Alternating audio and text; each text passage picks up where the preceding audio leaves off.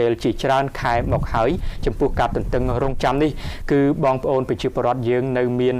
គេហៅថា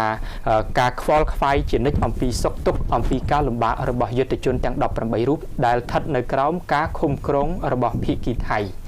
នេះគឺជាជោគជ័យគឺជាសមត្ថនាយករដ្ឋមន្ត្រីក៏ដូចជារហូតសម្ដេចបានការដោះលែងនាថ្ងៃនេះដើម្បីឲ្យយុទ្ធនប័យនឹករលឹកជាពន់ពេកត្រួតទស្សនិកជនជាទីគោរពនៅក៏បងប្អូនដែលកំពុងតែទស្សនានៅពេលនេះកំពុងតែមានអារម្មណ៍រំជើបរំជួលនិងក្តីរំភើបយ៉ាងក្រៃលែងជាពិសេសយុទ្ធជនរបស់យើងទាំង18រូបបន្ទាប់ជាមួយគ្នានោះដែរយើងឃើញថានៅពេលនេះយុទ្ធជនកម្ពុជាទាំង18រូបក៏បានអញ្ជើញចាកចេញពីក៏ដូចឆ្លប់ដែរ